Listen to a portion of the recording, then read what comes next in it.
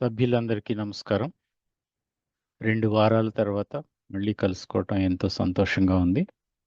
ఈ సమావేశానికి విచ్చేసిన ప్రతి ఒక్కరిని హృదయపూర్వకంగా ఆహ్వానిస్తున్నాం. ఈ జూమ్ సమావేశ నిర్వహణ వెసులుబాటు కోసం అందరినీ మ్యూట్ చేశాం. సభ్యులు దయచేసి ప్రశ్నలు చాట్ విండోలో టైప్ చేయండి. ఈరోజు మన వక్త గౌరవనీయులు దమ్మరక్కిత బంతే. వారు 1978లో సన్యసించారు. కొంతకాలం పరివ్రాజకులుగా హిమాలయాల్లోనూ ఉత్తర భారతదేశంలోనూ సంచరించారు. ప్రస్తుతం తిమ్మాపూర్లో ఆశ్రమాన్ని స్థాపించుకొని గడుపుతున్నారు. బౌద్ధాన్ని లోతుగా అధ్యయనం చేస్తున్న దమ్మరక్కిత బంతే వివిధ బౌద్ధ గ్రంథాలను తెలుగులోకి అనువదించారు.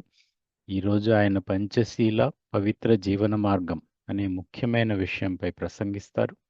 ఇప్పుడు గౌరవనీయులు దమ్మరక్కిత బంతేని మనమందరం హృదయపూర్వకంగా ఆహ్వానిద్దాం. నమో తస్స భగవతో అరహతో సమ్మా సంబుద్ధస్స. చాలా రోజుల తర్వాత స్థిరచిత్త గ్రూప్లోని సభ్యులతో కలయటం చాలా ఆనందంగా ఉంది. ఇంతకుముందు మనము అనేక కార్యక్రమాల్లో, అంటే ఈ స్థిరచిత్త నిర్వహించిన ప్రవచన కార్యక్రమాల్లో పాల్గొన్నాము. ఈరోజు అంటే ఇప్పుడు మళ్ళీ ఏకే రాజా గారు ఈ బుద్ధునితో నా ప్రయాణము నాటక ప్రదర్శనల తర్వాత చాలామంది మళ్ళీ ఆ కార్యక్రమాన్ని ప్రారంభిద్దాము అని చెప్పటం వలన ఈ ప్రవచన కార్యక్రమాన్ని మళ్ళీ మొదలు చేస్తున్నామని అన్నారు. మరి చాలా సంతోషము. ఇందులో పాల్గొంటున్న సభ్యులందరికీ అభినందనలు. ఈరోజు మనము ఈ శీలము పవిత్ర జీవన మార్గం లేదా పంచశీల పవిత్ర జీవన మార్గం, దీని గురించి చెప్తున్నాం. మొట్టమొదట మనము ఈ శీలం అంటే ఏమిటో తెలుసుకుందాం. బుద్ధఘోషాచార్యుడు విశుద్ధి మార్గంలో శీలం అంటే నిగ్రహము అని, శీలం అంటే శీలనము అని, శీలం అంటే శిరము అని 2-3 అర్థాలని చెప్పటము జరిగింది. ఇందులో మొదట శీలం అంటే నిగ్రహము. దేని నిగ్రహించాలి? మనము శీలాన్ని చక్కగా పాటించాలని అనుకున్నట్టయితే దేన్ని నిగ్రహించాలి? దేన్ని నిగ్రహిస్తే మనము శీలాన్ని చక్కగా పాటించగలము అనేది మనం మొదట విచారణ చేయాలి. ఇప్పుడు మనకు తెలుసు, పంచశీల గురించి మన అందరికీ తెలుసు. ఏ ప్రాణిని చంపకూడదు, దొంగతనము చేయకూడదు, అంటే ఇవ్వనిదే ఎవరి వస్తువును తీసుకోవద్దు. మొదటి నియమము పానాతిపాత వీరమని శిఖాపదం సమాధియామి. తర్వాత అదిన్నాదాన వేరమని శిఖాపదం సమాధియామి, అంటే ఇవ్వనిదే ఎవరి వస్తువును తీసుకోను అనేటువంటిది రెండవ శీల నియమం. మూడవది కామేశు మిథ్యాచార వేరమని అనేటువంటిది, అంటే కామ విషయంలో తప్పుడు ప్రవర్తనకు పాల్పడను అని. భార్యాభర్తలు వివాహ నియమానికి కట్టుబడి ఉండాలి. పర స్త్రీలతో కానీ పర పురుషులతో కానీ పొందును కోరకూడదు. ఇది మూడవ శీల నియమం. నాలుగవది ముసావాద వేరమని, అంటే అబద్ధాలు పలకటాన్ని విరమించుకుంటాను అనేటువంటిది. ఇంకా దీంట్లో చిన్న చిన్న నియమాలు ఉన్నాయి, వాటి గురించి విపులంగా చెప్పుకున్నప్పుడు మాట్లాడుకుందాం. ఇక చివరిది సురామేరయ మధ్య ప్రమాదఠాన వేరమని శిఖాపదం సమాధియామి. సుర అంటే కళ్ళు, మేరయం అంటే నాటుసార, సురామేరయ మధ్య అంటే మద్యము, సురామేరయ మధ్య ప్రమాదఠాన వేరమని, ప్రమాదానికి స్థానాలైనటువంటి వీటన్నిటినీ నేను స్వీకరించను. సుర కళ్ళు కానీ, మద్యాన్ని కానీ, నాటుసారా కానీ, ఇంకా ఈ రోజుల్లో చాలా ప్రచారంలో ఉన్న డ్రగ్స్, ఇవన్నీ మత్తును కలిగించి మనిషి యొక్క బుద్ధిని భ్రష్టం చేస్తాయి, చేయకూడని పనులు చేయిస్తాయి. కాబట్టి వీటిని కూడా నేను స్వీకరించను, సేవించను అనేటువంటిది 5వ శీల నియమం. మళ్ళీ మనము మొదట ఈ శీలం అంటే ఏమిటి అని మాట్లాడుకున్నాం కదా, దాని దగ్గరికి వద్దాం. శీలం అంటే మొదట మనం చెప్పుకున్నది నిగ్రహము అని. నిగ్రహము లేకపోవటం వలనే ఒక వ్యక్తి ప్రాణుల్ని చంపుతూ ఉన్నాడు. కోపంలో కావచ్చు, లేకపోతే ఆహారం కోసం కావచ్చు, ఇతర కారణం ఏదైనా కావచ్చు. కానీ నిగ్రహం లేకపోవటం అనేటువంటిదే అక్కడ ముఖ్యమైనటువంటి అంశం. తర్వాత నిగ్రహం లేకపోవటం వల్లనే దొంగతనం చేస్తూ ఉన్నాడు, ఇవ్వని దాన్ని తీసుకుంటూ ఉన్నాడు. నిగ్రహం లేకపోవటం వల్లనే వ్యభిచరిస్తూ ఉన్నాడు, పరభార్యల పొందు కోరుతూ ఉన్నాడు, లేదా పర పురుషుల పొందు కోరుతూ ఉన్నాడు. నియమము వ్యభిచరించను అనేటువంటిది. స్త్రీ పురుషులు వివాహ నియమానికి కట్టుబడి ఉండాలి. పర స్త్రీల పర పురుషుల పొందు ఎవరు కోరకూడదు అనేటువంటిది. ఇప్పుడు లోకంలో మనం విచారించినట్లయితే అన్ని రకాల అలజడులకు కారణం ఏమిటి అంటే ఈ ప్రాణం అంటే ఈ హత్యలు చేయటము, తర్వాత దొంగతనం చేయటము, వ్యభిచారం చేయటము, ఇంకా అబద్ధాలు పలకటం, ఫోర్జరీలు చేసి మోసాలు చేయటం. ఇంకా ఇందులోనే మనం ఇంతకుముందు మాట్లాడుకుందాం అనుకున్నాం కదా, కఠినంగా మాట్లాడటం. మన మాట మృదువుగా ఉండాలి, కఠినంగా ఉండకూడదు. కఠినంగా ఎందుకు మాట్లాడతామంటే వాక్కు మీద నిగ్రహం లేకపోవటం వల్లనే కఠినంగా మాట్లాడతాం. కోపంతోనో ద్వేషంతోనో నిగ్రహాన్ని కోల్పోయి అనకూడని మాటలు అంటూ ఉంటాం. తర్వాత దాని ఫలాన్ని బాధతో అనుభవిస్తూ ఉంటాం.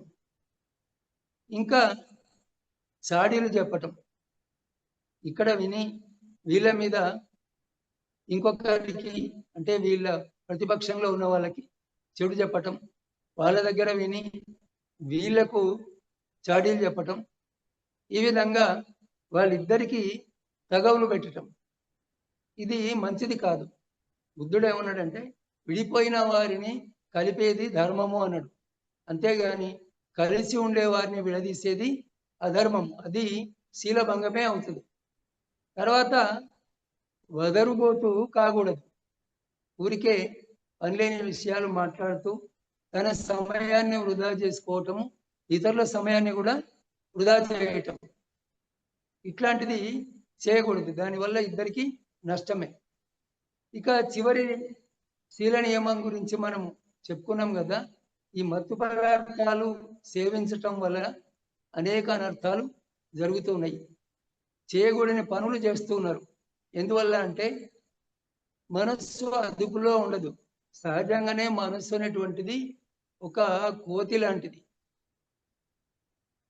దాన్ని ఇంకా మనము దానికి మత్తు వస్తువుల్ని ఇచ్చినట్టయితే, సేవింపజేసినట్టయితే అది చేయకూడని పనులన్నీ చేస్తుంది. ఆ మత్తు దిగిపోయిన తర్వాత అప్పుడు అతను అయ్యో నేను ఇట్లాంటి పని ఎందుకు చేసినా అని బాధపడటము జరుగుతూ ఉంటుంది. ఇవన్నిటికీ మూలము ఏమిటి అంటే ఈ చేయకూడని పనులన్నీ చేయడానికి, పంచశీల నియమాల్ని అతిక్రమించడానికి కారణం ఏమిటి అని అంటే నిగ్రహము లేకపోవటము. నిగ్రహము ఎక్కడ ఉండాలా, ఎప్పుడు ఉండాలా, ఏ విధంగా ఉండాలా అనే దాని గురించి 2 మాటలు మాట్లాడుకుందాం. ఇప్పుడు మనకు జ్ఞానేంద్రియాలు 5 ఉన్నాయి. చెవి, చర్మము, కన్ను, నాలుక, ముక్కు. వీటినే మన పిటకాల్లో, నికాయాల్లో ఆయతనాలు అన్నారు. ఇవి అంతరాయతనాలు. ఇప్పుడు చెప్పిన 5 లోపలి ఆయతనాలు, అంటే శరీరంలో ఉన్నటువంటివి అని. ఏవి? చెవి, చర్మము, కన్ను, నాలుక, ముక్కు. తర్వాత అంతరాయతనాలు ఈ 5 ఇంకోటి చెప్పుకోవాలా, మనస్సు. ఈ 6 అంతరాయతనాలు మళ్ళీ చెప్పుకుందాం. చెవి, చర్మము, కన్ను, నాలుక, ముక్కు, మనస్సు. తర్వాత బాహ్యాయతనాలు అంటే బయట నుంచి వచ్చేటువంటి ఏమిటి అంటే శబ్దము, స్పర్శ, రూపము, రుచి, వాసన, తర్వాత మనో విషయాలు. ఇవి బయట నుంచి వస్తాయి. అంటే చెవి ద్వారా మనం శబ్దాన్ని వింటాము, కంటి ద్వారా రూపాన్ని చూస్తాము, చర్మం ద్వారా స్పర్శను తెలుసుకుంటాము, నాలుక ద్వారా రుచిని తెలుసుకుంటాము, ముక్కు ద్వారా వాసనను తెలుసుకుంటాము. ఇవన్నీ ఎక్కడ చేరుతున్నాయి? మనసులో చేరుతున్నాయి. వాటిని మనో విషయాలు అన్నాం. అది వరకు చేరినవి మనసులో నిలువ ఉంటాయి, ఇప్పుడు చేరుతున్నాయి కూడా మనసులోకే పోతూ ఉంటాయి. ఈ విధంగా ఈ అంతరాయతనాలు బాహ్యాయతనాలని స్వీకరించడం ద్వారా మనస్సులో ఆయా విషయాలు పేరుకొని పోతున్నాయి. ఆ పేరుకొని పోవటం వల్ల ఏమవుతుంది అంటే కొన్నిటి మీద మనకు రాగమో, కొన్నిటి మీద ద్వేషమో ఏర్పడుతుంది. అంటే ఎప్పుడైతే మన కన్ను బయట ఒక రూపాన్ని చూస్తూ ఉన్నదో, ఆ చూసిన వెంటనే మనసులో ప్రతిక్రియ జరుగుతుంది. ఆ ప్రతిక్రియ రాగం కావచ్చు, ద్వేషం కావచ్చు, ఏదో ఒకటి కావచ్చు, లోభం కావచ్చు. దీన్ని అక్కడే నిగ్రహించాలి. ఎప్పుడైతే ఆ రూపము కంటి యొక్క పరిధిలోకి వచ్చిందో, ఆ రూపము మనసుకు తెలిసిందో, ఆ వెంటనే అక్కడ రాగము కానీ, ద్వేషము కానీ, లోభం కానీ కలగకుండా జాగ్రత్త వహించాలి. వహించకపోతే ఏమవుద్ది? అది అంటే అది మనసులో చేరిపోయి ఆ విషయం పట్ల రాగమో, ద్వేషమో ఏర్పడి దానికోసమే ప్రాణి, వ్యక్తి ప్రయత్నిస్తూ ఉంటాడు, దాన్నే కలవరిస్తూ ఉంటాడు. ఏ విధంగానైనా దాన్ని పొందాలని కోరుకుంటూ ఉంటాడు. అంటే అంతకుముందు ఉన్నటువంటి ప్రశాంత చిత్తము ఇప్పుడు లేదు. మనము సరస్సులో రాయి వేస్తే అలలు ఏర్పడినట్టుగా ప్రశాంతమైన చిత్తంలో అలజడి మొదలైంది. అంతకుముందు లేని రాగము ఇప్పుడు మనసులో కలిగింది. ఒకవేళ అది మనకు నచ్చనిదైతే అంతకుముందు లేని ద్వేషము ఇప్పుడు మనసులో చేరిపోయింది. అంతకుముందు దేని పట్ల లోభం లేకుండా ప్రశాంతంగా ఉన్నాం. కానీ ఎప్పుడైతే ఆ విషయం మనసులోకి వచ్చిందో, మనం దాన్ని ఆ సమయంలో నిగ్రహించలేదో, రాగద్వేష మోహాలు ఏర్పడకుండా నిగ్రహించలేదో, అప్పుడు అది మనసులో చేరిపోయి మనసునంతా ఆక్రమించుకుంటుంది. అట్లా ఆక్రమించుకోవటం వల్ల ప్రశాంత చిత్తము చెదిరిపోతుంది.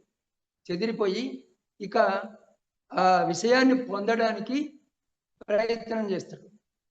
ఒక గృహస్థు విషయంలో న్యాయబద్ధమైనటువంటి ఈ విషయాన్ని పొందటము దోషం కాదు. అంటే ప్రాణాతిపాతం విషయంలో నేను చెప్పటం లేదు, దొంగతనం విషయంలో చెప్పటం లేదు. కానీ ఇప్పుడు కామ విషయంలో తీసుకున్నట్టయితే అది కూడా మనం మొదటనే చెప్పుకున్నాం. ఏమి? భార్యాభర్తల మధ్యనే ఆ సంబంధం ఉండాలా, ఇతర వ్యక్తులతో ఉండకూడదని. భార్యాభర్తల మధ్య ఆ సంబంధం ఉండటంలో దోషం లేదు. అందువల్ల మనము ఎప్పుడైతే ఈ బయట నుంచి లోపలికి వచ్చినటువంటి శబ్దము కానీ, స్పర్శ కానీ, స్పర్శ కూడా బయటి వస్తువు వల్లనే కలుగుతుంది కదా. మనం ఒక మెత్తని దిండు మీదనో పరుపు మీదనో కూర్చొని ఇది మెత్తగా ఉన్నది, హాయిగా ఉన్నది అని అనుకుంటూ ఉంటాం. ఇట్లా ప్రియమైనటువంటి స్పర్శలు అనేక విధాలుగా ఉంటాయి. ప్రియమైన రూపాలు అనేక విధాలుగా ఉంటాయి, ప్రియమైన శబ్దాలు కూడా అనేక విధాలుగా ఉంటాయి, ప్రియమైన రుచులు కూడా అనేక విధాలుగా ఉంటాయి, ప్రియమైన వాసనలు కూడా అనేక విధాలుగా ఉంటాయి. వీటితో మనస్సులో ఏర్పడినటువంటి ఆ దమ్మ అది కూడా అనేక విధాలుగా ఉంటుంది. అందుకని నిగ్రహము అనేటువంటిది మొట్టమొదట మనకు కావాలి. నిగ్రహం గనక లేకపోతే మనం పంచశీలను పాటించటం వీలు కాదు. ఇప్పుడు చాలా మంది అనేక కార్యక్రమాల్లో భిక్షువు ద్వారా ఈ పంచశీలను తీసుకోవటం చూస్తూ ఉంటాం. మొదట ధమాయాచన, తర్వాత శీలయాచన చేసి ఆ తర్వాత భిక్షువు ద్వారా పంచశీలను స్వీకరిస్తారు. కానీ దాన్ని ఆచరించే వాళ్ళు చాలా తక్కువగా ఉంటారు. ఎందుకంటే పరిశీలన ఉండదు. బుద్ధఘోషాచార్యుడు చెప్పినటువంటి రెండవ అర్థం ఏమిటి? శీలానికి పరిశీలన అన్నాడు. దీన్నే ఇంకో విధంగా సతి సంపదాన అని కూడా అన్నారు. అంటే నేను శీలాన్ని అంటే పంచశీలను ఒక భిక్షువు ద్వారా స్వీకరించిన ఈ రోజు నుంచి నేను ఈ శీల నియమాల్ని అతిక్రమించను, దాటిపోను, తప్పనిసరిగా నేను ఈ పంచశీలను పాటిస్తాను అనేటువంటి విషయాన్ని అతడు గుర్తుంచుకోవాలి. గుర్తుంచుకుంటే 1-2 సార్లు తప్పిపోయినా బాధపడతాడు, 3వసారికైనా ఆ నియమాన్ని ఖచ్చితంగా పాటించడానికి ప్రయత్నం చేస్తాడు, గెలుస్తాడు క్రమంగా. అందులో అసలు ఎరుకనే లేకపోతే, సతి లేకపోతే, పరిశీలన లేకపోతే నిగ్రహించటం అనేది ఎక్కడ ఉంటుంది? అందుకని సతి అనేది చాలా ముఖ్యం మనకు. సంపదాన అంటే ఒక విషయం గురించి సమగ్రమైన తెలివి కూడా ఉండాలి. ఒక రూపాన్ని మనము రూపాన్ని చూస్తున్నాము అనేటువంటి ఎరుక ఉండాలి. ఎరుక ఉండకుండా రూపాన్ని ఎట్లా చూస్తాము అని అంటారేమో. అంటే ఒక రూపాన్ని చూసిన వెంటనే మోహితుడై చూస్తున్నా అనేటువంటి ఎరుకను కూడా కోల్పోయి, నలుగురిలో నేను సిగ్గుపడవలసి ఉంటది అనే విషయాన్ని కూడా మర్చిపోయి తదేకంగా చూసే వాళ్ళను మనము చూస్తూ ఉంటాం లోకంలో. అంటే అటువంటి వాళ్ళు ఎరుకతో లేరు, సతి లేదు. ఇంకా సంపదాన ఎక్కడి నుంచి ఉంటుంది? అది అసలే ఉండదు. అందువల్ల ఎరుకతో ఉండటం చాలా ముఖ్యం. ఎరుకతో ఉన్నట్టయితే ఆ విషయం మనము స్వీకరించదగింది అయినట్టయితే, ఆ రూపము మనము చూడదగింది అయినట్టయితే, దాని పట్ల రాగద్వేషాలు లేకుండా తటస్థ భావంతో, ఉపేక్షతో, సమభావంతో దాన్ని మనము చూడాలి. ఈ ఎరుక గనక లేకపోతే తక్కిన ఏవి కూడా సాధ్యం కాదు. దీనికి ఒక చక్కని ఉదాహరణ చెప్పిర్రు మన పూర్వీకులు. మనము గేట్ కీపర్నే ఉంచుతాం ఇంటి ముందర. అతను బయట నుంచి వచ్చిన వాళ్ళను పరిశీలించి చూసి, వాళ్ళ విజిటింగ్ కార్డ్స్ పరిశీలించి, వాళ్ళ ముందు తమ యజమానితో ఏమైనా పరిచయం ఉన్నదా అవన్నీ విచారించి అతడు లోపలికి పంపదగిన వాడు అయితే పంపిస్తాడు, లేకపోతే అక్కడనే ఆపేస్తాడు.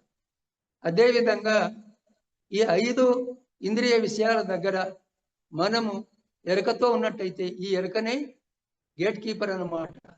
ద్వారపాలకుడు ఎవరు? ఈ ఎరుకనే.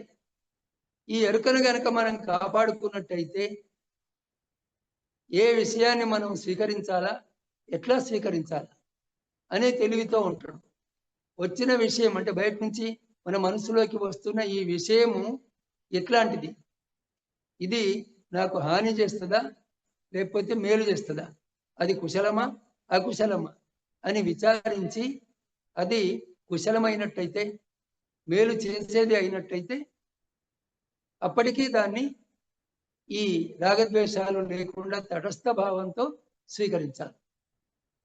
ఈ విధంగా స్వీకరించినట్లయితే మనము నిగ్రహాన్ని కోల్పోము. మన మనస్సు మన మీద పెత్తనం చేయదు. అక్కడ మనమే మన మనస్సును అదుపులో ఉంచుకుంటాం.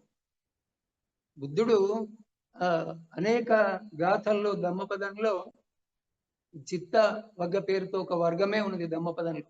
చిత్తవగ్గో తతియో. 3వ వర్గము ధమ్మపదంలో చిత్తవర్గం. ఇది సుదుర్దశం సునిపుణం యథ కామాని పాతినం అని. ఇది చాలా నేర్పు కలిగినటువంటిది, నిగ్రహించటం కష్టము దీన్ని. ఇది ఒక ఈగ ఎక్కడ అశుద్ధం ఉంటే అక్కడ పోయి వాలినట్టుగా కామాల వైపు వాలిపోతూ ఉంటది. కామాలు అంటే ఏవి? మళ్ళీ మనం ముందు చెప్పుకున్నటువంటి శబ్ద స్పర్శ రూప రసగంధాలు, వీటినే బుద్ధుడు 5 కామగుణాలు అన్నాడు, పంచ కామగుణాలు అన్నాడు. ఈ చిత్తము అటువంటిది కాబట్టి మనము ఎరుకతో ఉన్నట్టయితే ఆ చిత్తాన్ని నిగ్రహించగలుగుతాం. ఎరుక లేకపోతే చిత్తం వశంలోకి మనం వెళ్ళిపోతాం. ఒక గుర్ర బండిని నడిపేవాడు గుర్రాలను తన అదుపులో ఉంచుకొని బండిని సక్రమంగా సరైన తోవలో నడపాలి. లేదు ఈ నడిపేవాడు నిద్రపోయినట్టయితే, పరధ్యానంలో ఉన్నట్టయితే అప్పుడు గుర్రమే అతన్ని నడుపుతుంది తప్ప అతను మాత్రము ఆ బండిని నడపడు. గుర్రమే ఆ బండిని అతన్ని కూడా తీసుకొని పోతుంది. ఆ విధంగా మనము ఇంద్రియ విషయాల పట్ల, ఆయా ఇంద్రియ విషయాలని గ్రహించేటప్పుడు గ్రహించకుండా ఉండలేమా అంటే అది సాధ్యం కాదు. ఈ ఇంద్రియాలు ఉన్నాయి, ప్రపంచంలో వ్యవహారం ఉంటుంది. ప్రపంచ వ్యవహారాలన్నిటినీ కూడా అవి మంచివైనా చెడువైనా ఇంద్రియాల ద్వారానే మనం చేయవలసి ఉంటుంది. కాబట్టి విషయాన్ని గ్రహించటం తప్పదు. గ్రహించేటప్పుడు మనము ఎరుకతో ఉండటము ముఖ్యమైనది. ఎరుకతో గనక లేకపోతే ప్రమాదం. ఎరుకతో ఉన్నట్టయితే దేన్ని స్వీకరించాలో దాన్ని స్వీకరిస్తాము, దేన్ని స్వీకరించకూడదో తిరస్కరించాలో దాన్ని తిరస్కరిస్తాము. ఆ విధంగా చేయటం వల్ల మనసులో అలజడి కలగదు. అంతకుముందు ఉన్నటువంటి ప్రశాంత చిత్తము అదే విధంగా ఉంటుంది. అది తన నిశ్చలత్వాన్ని కోల్పోదు. మరి ఈ స్థితి మనకు రావాలని అంటే ఒక ఉపాసకుడైనా లేదా భిక్షువైనా నిర్వాణ మార్గంలో పయనించాలనుకునే ప్రతి వ్యక్తి కూడా ఈ 3 లక్షణాలని తప్పనిసరిగా చింతన చేయాలి. సృష్టి యొక్క 3 లక్షణాలు: అనిత్య, దుఃఖ, అనాత్మ. అనిత్య, దుఃఖ, అనాత్మ, ఈ మూడింటిని చింతన చేయాలి. ఎందుకు చేయాలా? ఏమిటి దానివల్ల మనకు ఉపయోగము అంటే, ఈ చింతన చేస్తే మనస్సు వాటి వైపు పరిగెత్తడం, అంటే ఈ బయటి ప్రపంచం వైపు పరిగెత్తడము తగ్గిపోతుంది, దాని వేగము తగ్గిపోతుంది. ఏమిటి లాభము అంటే మనము నిగ్రహాన్ని పొందుతాము. దానివల్ల శీలాన్ని అతిక్రమించకుండా ఉండగలుగుతాం. మరి ప్రపంచము అనిత్యము అంటే ఇక్కడ ప్రతీది కూడా మారుతూ ఉన్నది. ఏది కూడా ఒకే విధంగా ఈ క్షణం ఉన్నట్టుగా మరుక్షణం ఉండటం లేదు. ఏది కూడా ఎప్పటికీ ఒకే విధంగా ఉండటం లేదు. మరి ఈ విధంగా మార్పులు పొందేటువంటి ప్రపంచాన్ని, అశాశ్వతము అనిత్యమైన ప్రపంచాన్ని అది శాశ్వతము నిత్యము అనుకున్నట్టయితే దానివల్ల మనకు దుఃఖము కలుగుతుంది. ఎందువల్ల? మనం శాశ్వతం అనుకున్నది శాశ్వతం కాదు కాబట్టి ఎప్పుడో ఒకప్పుడు దాన్ని కోల్పోతాం. కోల్పోయినప్పుడు అయ్యో ఇది పోతుంది అని నేను అనుకోలేదు కదా, ఇది నిత్యము శాశ్వతము అనుకున్నా కదా, ఇప్పుడు దీన్ని కోల్పోయినా అని తెలిసేసరికి దుఃఖము కలుగుతుంది. అందుకని అశాశ్వతమైనటువంటి అనిత్యమైనటువంటి సృష్టిని అనిత్యంగానే గ్రహించాలి మనం. నిత్యము అని శాశ్వతం అని అనుకోకూడదు. రెండవది ఏమిటి? ఈ సృష్టి స్వరూపము అనిత్యము కాబట్టి అనిత్యమైన దాన్ని నమ్ముకుంటే కలిగేది దుఃఖం. ఇంతకుముందే చెప్పుకున్నాం మనం. అది దుఃఖాన్ని కలిగిస్తుంది. ఈ సృష్టిలో మనము దేన్ని నమ్మినా కూడా ఇది నిత్యము శాశ్వతము, దీనివల్ల నాకు సుఖం ఉన్నది అని అనుకుంటే నువ్వు మోసపోతావు. ఎందువల్ల అంటే అది ఆ విధంగా లేదు. అక్కడ ఉన్నది ఒకటి, నీవు అనుకునేది ఒకటి. నువ్వు ఉన్నదాన్ని ఉన్నట్లుగా చూడటం లేదు. యథాభూత జ్ఞాన దర్శనము అన్నాడు బుద్ధుడు. ఉన్నదాన్ని ఉన్నట్టుగా చూడమన్నాడు. కానీ నీవు ఉన్నది ఒకటైతే చూసేది ఇంకొకటి, అనుకునేది ఇంకొకటి. ఆ విధంగా ఉండటం వల్ల ఏమవుతుంది అంటే దుఃఖాన్ని పొందుతావు, నీకు దుఃఖమే కలుగుతుంది. అనిత్య, దుఃఖ, అనాత్మ. మూడవది ఏమిటి? ఈ సృష్టి యొక్క మూడవ లక్షణం అనాత్మ. ఆత్మ అంటే నేను అని అర్థం. ఆత్మ అంటే ఏమిటి? నేను అని. మరి ఇక్కడ నేను అనేది ఏదీ లేదు. ఎంతవరకు ఈ సంస్కృత ప్రపంచం ఉన్నదో, కృత్రిమమైన ఈ ప్రపంచం ఉన్నదో, ఇది అంతా కూడా అనాత్మనే. ఇక్కడ ఎక్కడ నేను అనేది లేదు. మరి ఈ శరీరం నేను కాదా అంటే ఈ శరీరం కూడా నేను కాదు. బుద్ధుడేమన్నాడు? రూపము, వేదన, సంజ్ఞ, సంస్కారము, విజ్ఞానం, ఈ ఐదిటిని 5 స్కందాలు అని చెప్పిండు. రూపము, వేదన, సంజ్ఞ, సంకార, విజ్ఞానం. వీటినే మనము నేను అనుకుంటూ ఉన్నాం. ఈ 5 సమూహాన్నే నేను అనుకుంటున్నాం. సత్కాయ దృష్టి అంటే నేనున్నా అనేటువంటి దృష్టి అంతా ఈ 5 వల్లనే కలుగుతూ ఉన్నది. అందువల్ల నీవు దీని పట్ల ఉండేటువంటి ఈ ఆత్మ భావనను వదిలిపెట్టు. ఇవి 5 నీవు కాదు. ఇవి ఉత్పన్నమవుతాయి, నశిస్తాయి. ఇవి నువ్వు కావు. తర్వాత 4 భూతాల వల్ల ఈ శరీరం ఏర్పడ్డది. మరి ఈ శరీరం నువ్వు ఎట్లా అవుతావు? నువ్వు చనిపోయిన తర్వాత అగ్నిలో కలుస్తుంది, భూమి తత్వం భూమిలో కలుస్తుంది, జలతత్వము జలములో కలుస్తుంది, వాయుతత్వము వాయువులో కలుస్తుంది. ఒక కుటీరం వేసుకున్నాం అనుకోండి, ఒక గుడిసె వేసుకుంటే ఏం చేసినాం మనము? ఎక్కడి నుంచో కర్ర అంటే గుంజలు వాసాలు తెచ్చినాము, ఎక్కడి నుంచో తాటాకులు తెచ్చినాము, ఆ గుంజలు బాతుకొని వాసాలుగా పరుచుకొని దాని మీద తాటాకుల్ని కప్పుకున్నాం. అప్పుడు దాన్ని ఏమన్నాము? కుటీరము లేదా గుడిసె అన్నాం. ఇవి కప్పక ముందు అక్కడ గుడిసె ఉన్నదా? లేదు. ఇవి కప్పటం వల్ల ఒక ఆకారం ఏర్పడ్డది, దాన్ని మనం గుడిసె అంటున్నాం. అదేవిధంగా ఈ శరీరము, ఈ పంచస్కందాల వల్ల శరీరము ఒకటే కాదు, రూపము, వేదన, సంజ్ఞ, సంకార, విజ్ఞానం, ఇవి అన్నీ కృత్రిమమైనటువంటివి. అంతకుముందు లేకుండా గుడిసె మధ్యలో ఎట్లా ఏర్పడ్డదో ఇవి ఒకప్పుడు లేవు, ఆ తర్వాత ఉండవు. ఎంతదాకా నువ్వు మళ్ళీ లోకంలో పుడుతూ ఉంటావో అంతదాకా ఈ స్కందాలు ఉంటాయి. స్కందాలు అన్ని కానీ, లేకపోతే ఉన్నత లోకాల్లో పుడితే, అరూప లోకాల్లో పుడితే రూపస్కందం లేకుండా తక్కినవి కానీ ఇట్లా ఉండవచ్చు. కానీ మొత్తం మీద అది కూడా సత్కాయ దృష్టి. ఏది రూపము తక్కిన 4 ఉండటం కూడా సత్కాయం. ఇవి మొత్తము పోయినప్పుడే, ఈ మొత్తాన్ని మనం అతిక్రమించినప్పుడే, దాటినప్పుడే మనము నిర్వాణాన్ని పొందగలుగుతాం. అందువల్ల ఈ చింతన, ఏ చింతన అంటే అనాత్మ చింతన. ఇది ఏది నేను కాదు అనేటువంటి చింతన. బయటి ప్రపంచం అయితే ఏది మనం కాదు, అవి మనవి కాదు. మనవి అయితే మనతో ఎల్లకాలం ఉండేటువంటివి. ఇది నాది అనుకోవటం కూడా ఒక భ్రాంతి అది. అందువల్ల మనము ఈ చింతన చేయాలి. సృష్టి యొక్క ఈ 3 లక్షణాలని చింతన చేయాలి. ఇది అనిత్యము, అనిత్యాన్ని నమ్ముకోవటం వల్ల కలిగేది దుఃఖము. తర్వాత ఇక్కడ ఏది నేను కాదు.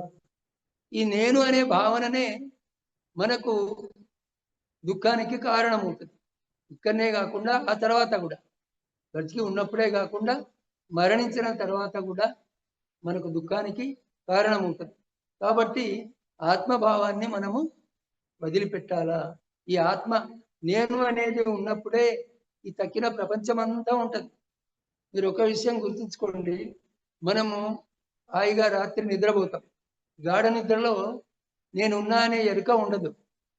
ఆ ఎరుక లేనప్పుడు ప్రపంచము లేదు, ప్రపంచ విషయాలు లేవు. నేనే లేనప్పుడు ప్రపంచం ఇంకెక్కడుంది? ప్రపంచ విషయాలు ఎక్కడ ఉన్నాయి? నా మీద నాకే ఎరుక లేదు. మళ్ళీ మెలకువ వచ్చినప్పుడు మొదట నేనున్నా అనేది ఎరుక కలుగుతుంది మనకు, ఆ తర్వాత ప్రపంచం యొక్క ఎరుక కలుగుతుంది. కాబట్టి మనము ఈ మనము ఈ నేను అనేటువంటి ఈ సత్కాయ దృష్టిని వదిలిపెట్టినట్టయితే అప్పుడు ఆయా విషయాల పట్ల ఆసక్తులము కాము. ఆసక్తులు కాకపోవటం వల్ల ఉపేక్షతో సమత్వ భావనతో ఉంటాము.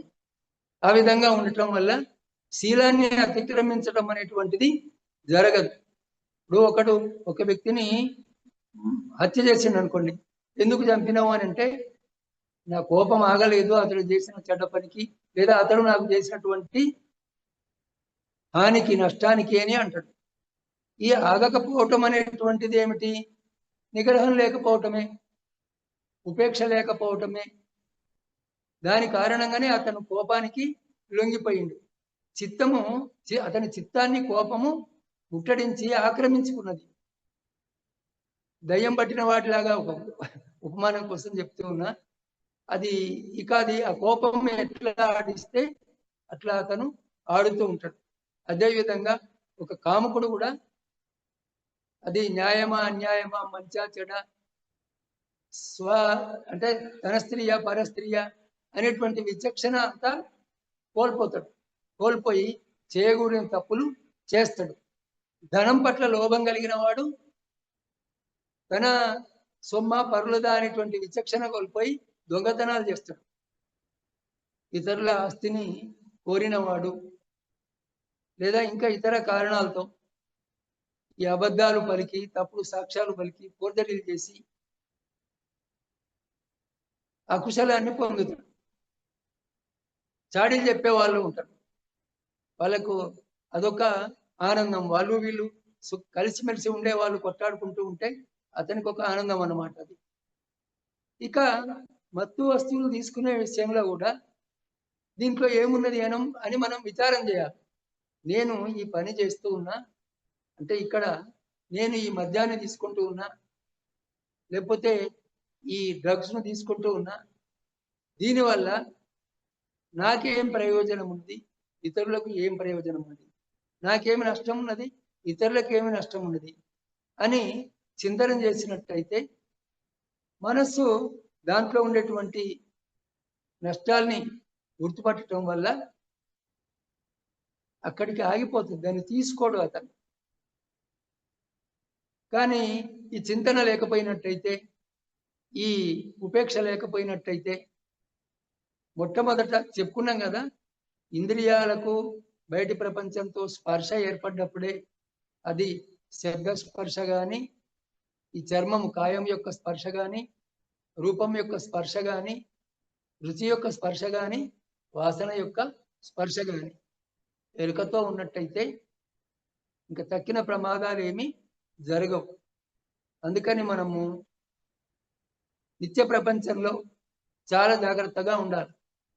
ఒక ముండ్ల కంప మీద నడిచిపోయేవాడు చెప్పులతో తొడుక్కొని ఏ విధంగా క్షేమంగా నడిచిపోతాడో ఆ విధంగా మనము ఈ సతీ సంపజానతో, సమత్వ బుద్ధితో ఆయా ఇంద్రియ విషయాన్ని గ్రహించినట్లయితే మనకు తర్వాత ఎటువంటి నష్టము కలగదు. ఈ ప్రపంచంలో ఉంటూ కూడా ఇప్పుడు ఒక గృహస్థుడు నిర్వాణాన్ని పొందగలుగుతాడా అని అంటే, ఒక గృహస్థుడు కూడా ఒకవేళ ఈ విధంగా ఆయా ఇంద్రియ విషయానుభవాల్ని పొందే సమయంలో ఉపేక్షతో గనక ఉన్నట్టయితే అతను కూడా ఆ మార్గంలో ముందుకు పోతాడు అని చెప్పవచ్చు. అందుకని పంచశీల, ఈ 5 శీలాలు మనకు ఈ లోక జీవితంలో మనం బాగుపడడానికి ఉపయోగపడతాయి. ఒక హంతకుడు, దొంగ, వ్యభిచారి, తర్వాత అబద్ధాలు మాట్లాడేవాడు, మద్యపానం చేసేవాడు ఈ లోకంలో కూడా ఉన్నత పదవుల్ని పొందలేడు. అటువంటి వాడు కష్టపడి ప్రయత్నించాడు, కష్టపడి ప్రయత్నించి పొందిన దాన్ని కాపాడుకోలేడు. అందువల్ల అవి ఈ లోక జీవితంలో కూడా మనకు ఉపయోగపడతాయి, తర్వాత నిర్వాణ మార్గంలో కూడా బాగా ఉపయోగపడుతుంది. అందుకని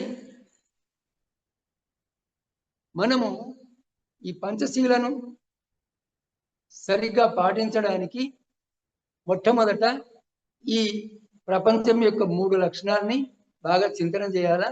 తర్వాత ఆయా ఇంద్రియ విషయాల్ని మనము ఆ, తీసుకుంటూ ఉన్నప్పుడు అంటే మన ఈ అంతరాయతనాలకు బాహ్యాయతనాలతో స్పర్శ ఏర్పడినప్పుడు ఎరుకతో ఉండాలా. ఎరుకతో ఉన్నట్టయితే మనం ఆయా విషయాలకు లొంగిపోము, శీలాతిక్రమణం జరిగేటువంటి పరిస్థితి రాదు. అందువల్ల మనం అందరం కూడా చక్కగా ఈ విషయాన్ని దృష్టిలో ఉంచుకొని ఆచరణలో జాగ్రత్త వహించాలి. పంచశీల తీసుకోవటం అంటే ఏదో మొక్కుబడిలాగా తీసుకోవటం, ఆ తర్వాత మర్చిపోవటం, చేసిన తప్పులే మళ్ళీ మళ్ళీ చేయటం వల్ల జీవితంలో ఎటువంటి మార్పు రాదు. చాలా మంది అడుగుతూ ఉంటారు, మీ దగ్గర ఇంతమంది వస్తున్నారని అంటున్నారు కదా, ఏమైనా మార్పు వచ్చిందా అంటే, వచ్చిన వాళ్ళలో వచ్చింది, రాని వాళ్ళలో రాలేదు. ఎవరిలో వచ్చింది? ఎవరు చింతన చేస్తూ ఉన్నారో ఇప్పుడు చెప్పుకున్న విధంగా వాళ్ళలో మార్పు వచ్చింది. వాళ్ళ జీవితం చీకటి నుంచి వెలుగులోకి వచ్చింది. ఎవరు చింతన చేయలేదో, ఊరికే విని ఈ చెవితో విని ఆ చెవితో వదిలిపెడుతూ ఉన్నారో వారి జీవితాల్లో మార్పు రాలేదు. అందుకని మనం అంతా కూడా త్రికరణ శుద్ధిగా పంచశీలాల్ని పాటించడానికి ప్రయత్నించాలని చెబుతూ అందరికీ ఇంతటితో నేను సెలవు తీసుకుంటూ ఉన్నాను. భవతు సబ్బమంగళం రక్షంతు సబ్బదేవత సబ్బబుద్ధానుభావేన సబ్బధమ్మానుభావేన సబ్బసంఘానుభావేన సదా సుఖీ భవంతు తే.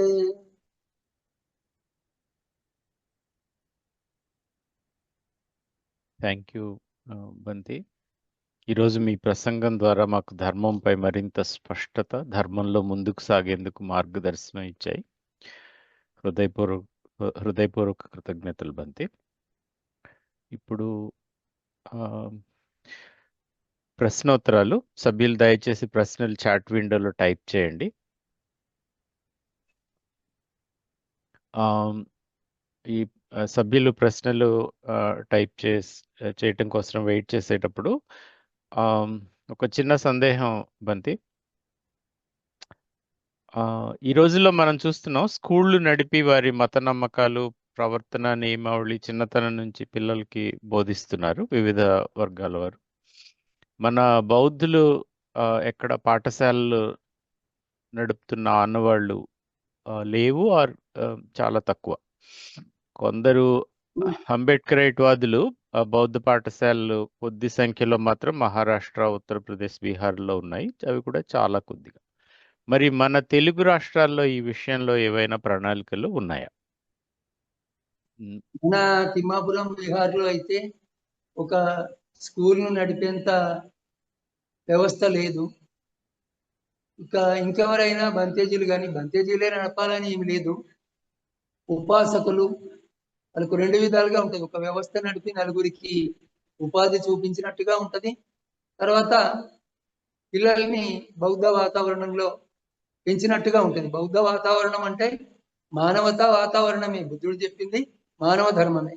ఆ విధంగా పిల్లల్ని ఒక మంచి మానవులుగా రూపొందడానికి శిక్షణ ఇచ్చినట్టుగా కూడా అవుతుంది పిల్లలు.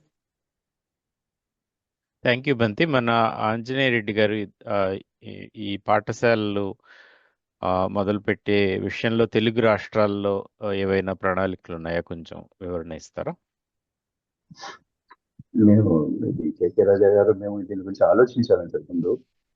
ఇప్పుడు ఇక్కడ హైదరాబాద్ లో ఒక విహారం కట్టాలని, హైదరాబాద్ ఉన్న విహారం సికింద్రాబాద్ లో ఉంది కాబట్టి హైదరాబాద్ వైపు ఒక విహారం కట్టాలని చెప్పి ప్రయత్నం చేస్తా ఉన్నాము.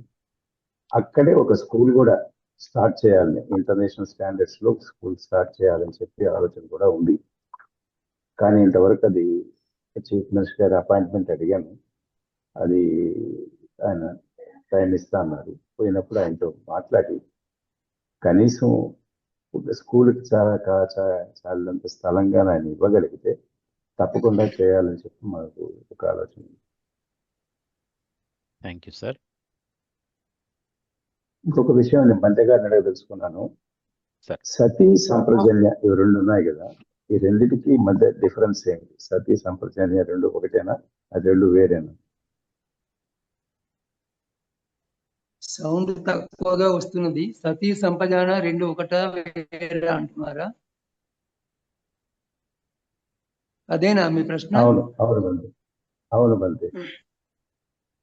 సతీ సంపజాన రెండింటి మధ్యలో కొంచెము భిన్నత్వం ఉన్నది, తేడా ఉన్నది. సతి అంటే ఆ విషయం ఉన్నది అనే ఎరుక. ఇప్పుడు నా ఎదురుగా ఒక గుర్రం ఉన్నది అనుకోండి, అక్కడ గుర్రం ఉన్నది అంత మటుకు గుర్తుపడుతుంది సతి. సంపజాన ఆ గుర్రము ఏ రంగులో ఉన్నది, దాని ఆకారము అది ఎంత ఎత్తు ఉన్నది, అది బలిష్టంగా ఉన్నదా బక్కగా ఉన్నదా, దాని లక్షణాలు ఏమిటి, మొత్తము దానికి సంబంధించిన సమగ్ర సమాచారము సంపజాన. ఇది రెండింటి మధ్య ఉన్నటువంటి తేడా. బంధు, థ్యాంక్ యూ బంధు. థ్యాంక్ యూ బంతి. ఎక్స్వైజీ వారు మీరు పేరు నెక్స్ట్ మీటింగ్కి కొంచెం మీకు తెలియకపోతే నేర్చుకొని మీ పేరు కరెక్ట్గా పెట్టండి. ఎక్స్వైజీ వారు అడుగుతున్నారు, బౌద్ధం మీద సమాజానికి నమ్మకం కలగాలంటే ఏమి చేయాలి బంతి? మనం అందరము పంచశీలను పాటించాలి.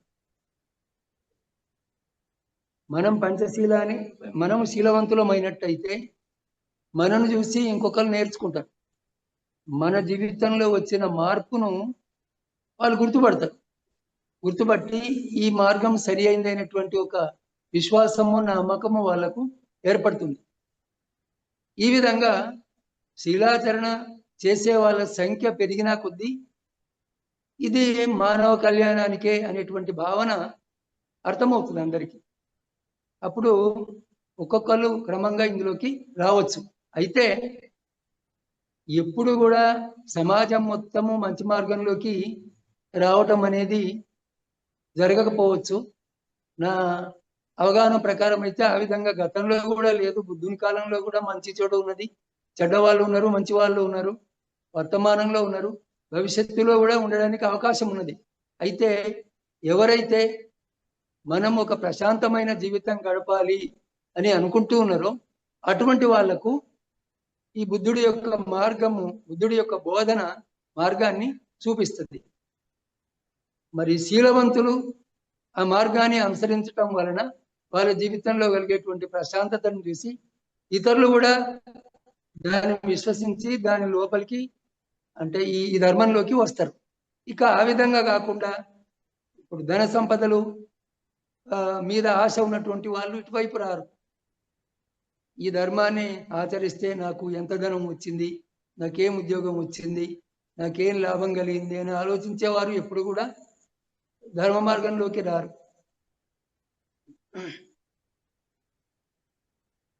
థ్యాంక్ యూ బంతి. అలాగే మన బ్రహ్మేశ్వరరావు గారు అడుగుతున్నారు, సమూహంలో ఉన్నప్పుడు ఎరుక ఎలా ఉండాలి?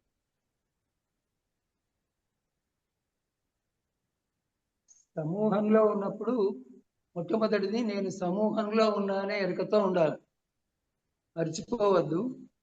అయితే సమూహంలో కూడా ఇంద్రియాలు పనిచేస్తాయి కదా. నేను ఒక గుంపు మధ్యలో ఉన్నప్పుడు కూడా నా ఇంద్రియాలు పనిచేస్తాయి కదా. కన్ను చూస్తూ ఉంటుంది, చెవి వింటూ ఉంటుంది, పక్క వాళ్ళు తాకుతూ ఉంటే స్పర్శ తెలుస్తూ ఉంటుంది. ఇవి రెండు అంటే సమూహంలో ఉండటము, ఈ ఇంద్రియానుభవాల్ని పొందటము, ఇవి రెండు ఏకకాలంలో జరుగుతూనే ఉంటాయి కదా. అందువల్ల అక్కడ ఆ ఇంద్రియానుభవాల్ని పొందేటప్పుడు ఎరుకతో ఉండాలి. థ్యాంక్ యూ బంతి.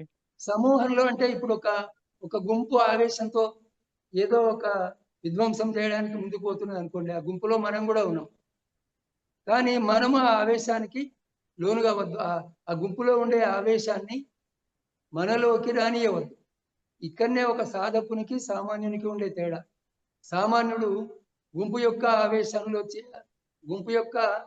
ఆవేశానికి వశుడై తప్పులు చేస్తూ ఉంటాడు. కానీ ఈ చింతన ఉన్నటువంటి వాడు ఈ గుంపు ఏం చేస్తున్నది, ఇది చెడపని చేస్తున్నది, దీంట్లో నేను భాగమైతే నాకు కూడా కీడు జరుగుతుంది అని గుర్తుపట్టి తనను తాను నిగ్రహించుకుంటాడు. అందువల్ల గుంపులో ఉన్నప్పుడు కూడా చింతనను కోల్పోకూడదు, సతిని కోల్పోకూడదు. మనస్సు ఏకకాలంలో రెండు విషయాన్ని కూడా గుర్తుపడుతుంది. సమూహంలో ఉంటుంది, వ్యక్తిగా నేను ఉన్న నా ఇంద్రియాలు ఏం చేస్తున్నాయనే ఎరుకను కూడా కలిగి ఉంటుంది. అందువల్ల ఆ ఎరుకను కోల్పోకూడదు. థ్యాంక్ యూ బంతి. అలాగే తాళ్లమల్ల హస్సైన్ గారు గ్రామీణ ప్రాంతాల్లోకి వెళ్ళాలని సూచిస్తున్నారు. సో మన బౌద్ధ భిక్షువులు గ్రామీణ ప్రాంతాల్లోకి వెళ్ళి ప్రసంగాలు ఇచ్చే విధానం మనం ఏమైనా ఆలోచిస్తున్నామా? అది మంచిదే. ఇప్పుడు మన తిమ్మాపూర్ విహారం ఉన్నది గ్రామంలోనే. 4,000 జనాభాకు మించి ఉండదు ఈ ఊర్లో. చుట్టుపక్కల ఊర్లు కూడా దాదాపు అంత జనాభా ఉన్నాయో. పక్కన ఒక పెద్ద ఊరు ఉన్నది, 10,000 జనాభా ఉన్నది. అందుకని పల్లెటూరులో ఉండే బంతేలు పల్లెటూరులో ప్రచారం చేస్తూ ఉన్నారు. ఆ విధంగా కాకుండా బంతేలు ఒక గ్రూపుగా ఏర్పడి పల్లె పల్లె తిరుగుతూ ప్రచారం చేయాలా అనేటువంటిది వారి ఆలోచన కనుక అయినట్టయితే, కేకే రాజా గారు బుద్ధునితోన ప్రయాణం ఆ డ్రామాని ఏ విధంగా ఒక ప్రణాళిక ప్రకారంగా 2 రాష్ట్రాల్లో ప్రదర్శింపజేయటం జరిగిందో ఆ విధంగా మనం ఒక ప్రణాళిక వేసుకొని, ఉపాసకులు లేకుండా బంతేలు ఎందుకు చేయరు అని అనేవాళ్ళని చాలా మందిని చూసిన. చేయొచ్చు, అట్లా కూడా చేయొచ్చు, బంతేలు కూడా చేయొచ్చు, చేయకూడదని ఏం లేదు. కానీ ఉపాసకులకు ఏమీ కర్తవ్యం లేదా ధర్మ ప్రచారంలో? మీరు బంతే మా ఊర్లో ఈ విహారం ఉన్నది, లేకపోతే ఈ కమ్యూనిటీ హాల్ ఉన్నది, మీరు మాకు సమీపంలో ఉంటున్నారు, బంతే మేము ఈ రోజు మేము అన్ని ఏర్పాట్లు చేస్తున్నాం, మీరు వచ్చి మాకు ధర్మాన్ని బోధించండి అని అనవచ్చు కదా. అట్లా చేయొచ్చు. ఉపాసకులు అంటే పెద్ద ఎత్తున ధర్మ ప్రచారం చేయాలా పల్లెల్లో అని అనుకుంటే, ఉపాసకులు అంటే కొంత సాధనా బలం ఉన్నటువంటి ఉపాసకులు, సాధన సంపత్తి ఉన్నటువంటి ఉపాసకులు దేనికి? ఈ కార్యక్రమాల నిర్వహణ. ఇప్పుడు ఆ డ్రామా 2 రాష్ట్రాల్లో ప్రదర్శన జరిగిందంటే ఊరికే జరగలేదు కదా. దానికి ఎందరి కృషి, లేకపోతే ఎందరో ధనాన్ని ఖర్చు పెట్టడం వల్లనే అది జరిగింది. దీనికి కూడా ఒక ప్రణాళిక వేసి బంతేలతో సంప్రదింపులు జరిపి దాన్ని అమలు చేయొచ్చు. మనం ఈ నెలలో నిజామాబాద్ జిల్లా, వచ్చే నెలలో పక్కన కరీంనగర్ జిల్లా, ఇట్లా రాష్ట్రమంతటా కూడా ప్రచారం చేయొచ్చు. అది ఆలోచించాలి. అది ఆలోచించకుండా బంతేలు ఏం చేస్తారు, ఊరికే తిని విహారంలో ఉంటారు అనే దృష్టి సరైనది కాదు. అటువంటి దృష్టి చాలా మందికి ఉన్నది. కొందరు ఆ విధంగా ముఖం పట్టుకొని నా ఎదురుగానే అన్నారు, ఈ బంతేలు ఏం చేస్తారు, అందుకే అంబేద్కర్ నేను సంఘానికి శరణ పొందాని అన్నాడు అని ఇట్లా అన్నాడు మొన్ననే. అంటే ఇది సరైన దృష్టి కాదు. అందరము కలిసి చేస్తేనే ఈ ప్రచారం జరుగుతుంది. కాబట్టి ఉపాసకులు, బంతేలు అందరం కలిసి ఒక ప్రణాళికను ఏర్పాటు చేసుకొని ఆ ప్రకారంగా ప్రచారం చేయాలి. థ్యాంక్ యూ బంతి. మన కోరుకొండ బాబ్జీ గారు అంటున్నారు, ప్రతివారం గ్రామాల్లోకి వెళ్ళి విద్యార్థులకు పంచశీల మరి ఇతర బోధనలు చేయాలని అంటున్నారు. వారు చేస్తున్నారు కూడాను. తర్వాత చాలా మంచిది. దాన్ని ఆదర్శంగా తీసుకొని ఇతర ఉపాసకులు కూడా ఆ విధంగా చేస్తే బాగుంటుంది. పిల్లలకు చిన్న చిన్న కథల రూపంలో కూడా ధమ్మాన్ని బోధించవచ్చు. జాతక కథల్లో, ఇంకా బుద్ధుడి జీవితంలో మనకు అటువంటి విషయాలు చాలా కనిపిస్తాయి. అసలు సామాన్య ప్రజల్లో ధర్మము వ్యాపించలేదు. ఎందుకంటే బౌద్ధము ఉత్పత్తి అయినప్పుడు, బౌద్ధం పుట్టినప్పుడు తెలుగు భాష వ్యవహారంలో ఉన్నట్టుగా అనుకోవటం లేదు నేను. చాలా వరకు శాలివాహనుల కాలంలో కూడా, శాతవాహనుల కాలంలో కూడా ప్రాకృతమే ఉన్నది. తెలుగు భాష ఏర్పడ్డ తర్వాత తెలుగు భాషకు ఒక రూపం వచ్చేసరికి బౌద్ధము దేశం నుంచి పక్కకు జరిగిపోయింది. అందువల్ల ఆ మూల బౌద్ధము త్రిపిటకాల్లో చెప్పబడినటువంటి ఆ ధర్మము జనానికి అందనే లేదు. మనం ఇప్పుడే మహాబోధి బుద్ధ విహార ద్వారా ఆ త్రిపిటకాలని తెలుగులోకి అనువదించుకుంటూ ఉన్నాము. వాటిని ఇంకా ప్రతి రచయిత ప్రతి చదువరి వాటిని చదివి తనకు దోచిన సామాన్యమైన భాషలో జనంలోకి తీసుకుపోవాల్సిన అవసరం ఉన్నది. అందుకని మనము తీసుకుపోయేది ఏదో ప్రామాణికంగా ఉండాలి. మన కట్టుకథలు లేకపోతే ఇట్లా కల్పన చేస్తే బాగా ఉంటుంది అని, ఇది మంచి కావ్యంలాగా ఉంటుంది అని ఆ విధంగా మార్పులు చేయకుండా, అటువంటి పుస్తకాలు రాయకుండా ఆ బుద్ధుడు చెప్పిన బోధనల్ని ఉన్నది ఉన్నట్లుగా జనంలోకి తీసుకెళ్లాలా.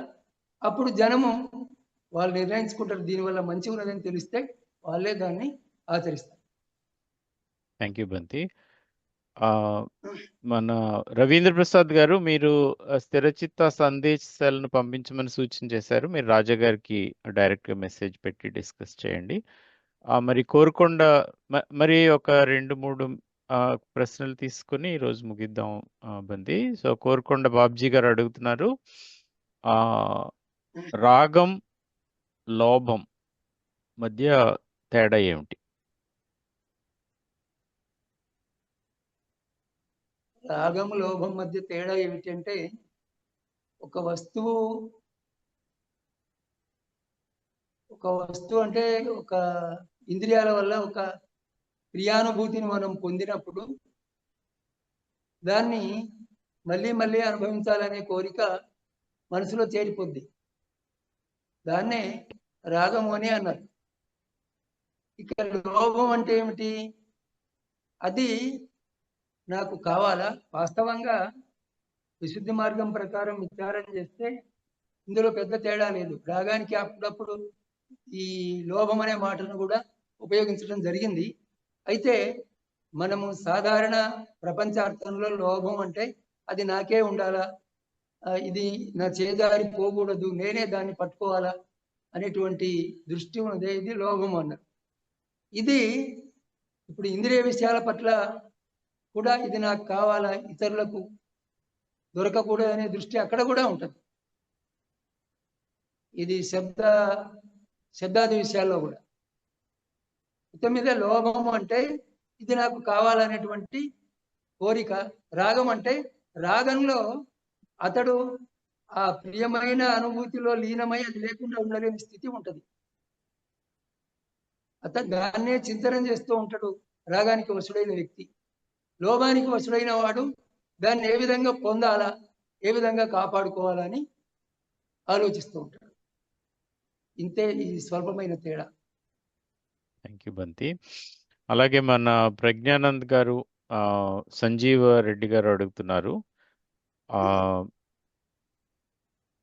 బౌద్ధంలో పంచశీలకి సంబంధించిన డిస్కోర్సెస్, సుత్తాస్ ఏమున్నాయి, అలాగే శీలాన్ని ఎలా ప్రాక్టీస్ చేయాలి, ఆ క్రమం ఎలా అని అడుగుతున్నారు.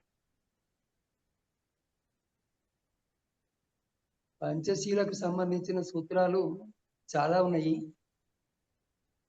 మీరు విశుద్ధి మార్గమే గనక తీసుకున్నట్టయితే శీల, సమాధి, పඤ్ඤ అని 3 విధాలుగా ఆ పుస్తకము రాయబడ్డది. ఈ 3 అంశాలను విపులీకరిస్తూ రాయబడ్డది. అయితే అందులో ఎక్కువగా భిక్షుశీలం గురించి చెప్పబడ్డది. గృహస్థశీలం కూడా చెప్పబడ్డది, కానీ తక్కువ చెప్పబడ్డది. అయితే ఇతర సూత్రాలు కూడా ఉన్నాయి. మనకు మహా పరినిర్వాణ సూత్రంలో కూడా బుద్ధుడు పాటలి గ్రామంలోనే అనుకుంటా, అక్కడ ఉపాసకులకు శీలాన్ని గురించి బాగా గొప్పగా బోధించిండు. అటువంటి సూత్రాల్ని మనము చదవాలి. ఇంకొకటి, శీలాన్ని ఏ విధంగా పాటించాలంటే ఈ రోజు ప్రసంగాన్ని మళ్ళీ మళ్ళీ వినండి. శీలాన్ని ఎట్లా పాటించాలా, దానికి మనం ఏ విధంగా అనుకూలంగా కలుగుతాం అనేది తెలుస్తుంది. థ్యాంక్ యూ బంతి. సో ప్రశ్నలు అంతవరకే ఉన్నాయి. సమయం కూడా కరెక్ట్గా మనకి 1 గంట అయింది. సో ఈ కార్యక్రమాన్ని ముగించే ముందు మన ఆంజనేయ రెడ్డి గారు మెసేజ్ టు అవర్ ఆడియన్స్. నేను ఒకే విషయం చెప్పదలుచుకున్నానండి. ఇప్పుడు బౌద్ధాన్ని ప్రజల్లోకి ఎలా తీసుకెళ్ళాలి అని ఇందాక ఒక ఆయన ప్రశ్న వేశారు కాబట్టి చెప్తున్నాను. ఈ మధ్య సంజీవ్ రెడ్డి గారు, శీలం ప్రభాకర్ గారు వీళ్ళు ధమ్మాచారి ట్రైనింగ్ ప్రోగ్రాం పెట్టారు. లాస్ట్ డే నేను, రాజా గారు, సురేష్ గారు మేమంతా వెళ్ళాము.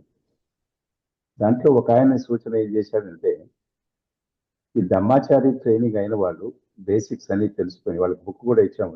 బంతే ట్రాన్స్లేట్ చేసిన శ్యామ్ తాగడే బుక్ ఇచ్చాము. తర్వాత ఈ జయమంగళం సూత్రాలు ఉన్న పుస్తకాలన్నీ ఇచ్చాము. వాళ్ళలో ఒక ఆయన ఏం సజెస్ట్ చేశారంటే, చాలా ప్రాక్టికల్ సజెషన్ అనిపించింది నాకు. మేము వెళ్ళి మా బంధువుల్ని మా ఫ్రెండ్స్ని కలిసి ఒక గ్రూప్ లాగా ఏర్పడి మేము వాళ్ళతో ఈ విషయం మాట్లాడతాం అని చెప్పాడు. నేను చాలా కరెక్ట్ అని చెప్పి అనుకున్నాను. ప్రతి ఒక్కరూ మనకు ఒక క్లోజ్ సర్కిల్ ఉంటుంది కదా, ఆ సర్కిల్లో దీని గురించి బౌద్ధాన్ని గురించి మాట్లాడి వాళ్ళకి ఇలా ఇక్కడ మహాబోధి అని ఒక ఇన్స్టిట్యూషన్ ఉన్నది, లిటరేచర్ ఉన్నది, కావాల్సిన లిటరేచర్ ఉంది, మీరు ఇంట్రెస్ట్ ఉన్న వాళ్ళు తెచ్చుకొని చదవచ్చు, మహాబోధి టెంపుల్ కూడా రావచ్చు అనేది ఒక్కొక్కరు ఒక్కొక్క గ్రూప్లో చెప్పుకుంటా పోతే ప్రజల్లోకి పోతుంది. ఈ ధమ్మాచారి ట్రైనింగ్ అయిన వాళ్ళనే మేము వాళ్ళ మీద కాన్సన్ట్రేట్ చేసి వాళ్ళకి ఏమేమి చదవాలో బుక్స్ చెప్పి వాళ్ళకి బంతే ట్రాన్స్లేట్ చేసిన బుద్ధచర్య రికమెండ్ చేసినాము. తర్వాత ఇది బౌద్ధ ధర్మసారము అది అయింది. శ్యామ్ తాగడే బుక్ రికమెండ్ చేసినాము. ఈ 3 పుస్తకాలు 4 పుస్తకాలు వాళ్ళకి రికమెండ్ చేసి మీరు ఇవి క్షుణ్ణంగా చదవండి, మీరు అర్థం చేసుకోండి, మీకు తెలిసిన వాళ్ళకి మీరు చెప్పండి అని చెప్పాము. ఇది ఒక వన్ వే అని అనుకుంటాము. మా ఇంటెన్షన్ ఏమిటంటే వీళ్ళందరూ ఇన్ కోర్స్ ఆఫ్ టైం, ఇప్పుడు ఈ ధమ్మాచార్యులుగా వచ్చే వాళ్ళందరూ ఇన్ కోర్స్ ఆఫ్ టైం ధమ్మాచార్యులుగా మారాలి అని మా ఆలోచన. వాళ్ళు కూడా ధమ్మాన్ని గురించి చెప్పగలిగి ఉండాలి. అట్లీస్ట్ బేసిక్స్, పంచశీల అంటే ఏమిటి, అష్టశీల, పంచశీల, దశశీల అంటే ఏంటి, ఇలాంటివన్నా వాళ్ళు చెప్పగలిగితే ప్రజల్లో కొంచెం ఆసక్తి ఏర్పడుతుంది, ఇంకా ముందుకు పోతుందని చెప్పి అది ఒక రైట్ థింకింగ్ అని చెప్పి వాళ్ళకి ఆ రోజు చెప్పాము. మిగతా వాళ్ళని కూడా మీరు కూడా ఈ విధంగా groups, small groups, family groups, friends family groups మీరు ఆర్గనైజ్ చేసుకొని ఇవి డిస్కస్ చేయండి అని చెప్పాము. అది. Thank you. Thank you sir. మరి రాజా గారు క్లోజింగ్కి వెళ్ళిపోదామా? సార్, అందరికీ చిన్న విన్నపం ఏమంటే, ధమ్మాచారి నియమావళి అన్నట్టుగా ఒక పుస్తకం సిద్ధార్థ బంతే రాశారు. దాన్ని నేను మొదటి 1000 కాపీలు ప్రింట్ చేశాను, అన్నీ అయిపోయినాయి. మళ్ళా 1000 కాపీలు కూడా ప్రింట్ చేశాను. అవి ఉచితంగానే ఇస్తున్నాం. మీరు ఇప్పుడు 60 మంది ఈరోజు పార్టిసిపేట్ చేశారు, మొన్న 67 మంది పార్టిసిపేట్ చేశారు. మోద్గిరాయన్ గారు, దయచేసి మీరు ఆ స్క్రీన్ షాట్ పంపిస్తే వీళ్ళ వరకు మీరు అడ్రస్లు నాకు మరి అంతకుముందు ఇచ్చారు, ఉన్నాయో లేదో, వీళ్ళ వరకు ఆ పుస్తకాన్ని ఉచితంగా పంపిస్తాము. మీ అందరికీ చిన్నగా ప్రాక్టీస్ చేసుకోవచ్చు. ఆ పూజా విధానాలు అన్నీ ఉంటాయి, పుట్టినరోజు దగ్గర నుంచి అన్ని పూర్తిగా ఉంటాయి. మీరు తెలుసుకోవడం కూడా మంచిది. తర్వాత కూడా ఒకరోజు లెక్చర్ మీకు ధమ్మాచారి ట్రైనింగ్ వ్యవస్థ గురించి అదంతా కూడా ఒకసారి చెప్పిస్తాము. మొదట్లో 2, 3, 4 వారాల దాకా బేసిక్సే ఉంటాయి. తర్వాత కొంచెం డీప్గా లెక్చర్స్ ఉంటాయి. అది ఇంకా మీకు మళ్ళీ రేపు వచ్చే శనివారం క్లాసులు ఉండవు. ఆ తర్వాత పై శనివారం మళ్ళీ మరో శనివారం గ్యాప్ ఇచ్చి ఆ శనివారం 7 గంటలకి మరలా ఉంటుంది. ఇట్లా 4 శనివారాల వరకు చూసి ఆ స్క్రీన్ షాట్లో రెగ్యులర్గా వచ్చిన వాళ్ళని కొంతమంది చెప్పి చూస్తాము, ఇంకా రాకపోతే వాళ్ళని కొంత డిలీట్ చేసుకుంటూ వెళ్తాము. అది కొంచెం గమనించి మీకు ఇంట్రెస్ట్ ఉన్న మిత్రులు ఎవరు ఉంటే నాకు తెలియజేస్తే వాళ్ళని యాడ్ చేసి, నేను అంతకుముందు దీంట్లో ఉన్న మెంబర్స్ని, ఈ గ్రూప్లో ఉన్న మెంబర్స్ కొంతమందిని తొలగించి పెడతాను. దయచేసి మీకు బాగా ఇంట్రెస్ట్ ఉన్న వాళ్ళు ఎవరన్నా ఐడెంటిఫై చేసి నాకు పంపండి, వాళ్ళ నెంబర్లు యాడ్ చేస్తాను. మొన్న 67 వచ్చారు, ఈరోజు 60 మంది వచ్చారు. తర్వాత గిలైన్ గారు ముగిస్తారు. థ్యాంక్ యూ రాజా గారు. మరి ఈరోజు పంచశీల పవిత్ర జీవన మార్గం అనే అంశంపై ధర్మ ప్రసంగం చేసిన గౌరవనీయులు దమ్మరెక్కిత బంతేకి మన అందరి తరపున హృదయపూర్వక కృతజ్ఞతలు. ఆయన ఉపన్యాసం బౌద్ధ ధర్మం ప్రాముఖ్యతను మనందరికీ మరింత స్పష్టంగా తెలియజేసింది. అలాగే మీ విలువైన సమయం కేటాయించి ఈరోజు పాల్గొన్న ప్రతి ఒక్కరికి మనస్ఫూర్తిగా ధన్యవాదాలు. ఏవైనా నిర్వహణ గురించి సలహాలు ఉంటే ఈ సమావేశం తర్వాత కూడా కేకే రాజు గారికి పంపవచ్చు. మనకు లభించిన ఈ ప్రేరణను మన దైనందిన జీవితంలో ఆచరిస్తూ బౌద్ధ ధర్మాన్ని కొనసాగిద్దాం. మళ్ళీ 2 వారాల తర్వాత కలుద్దాం. నమస్కారం.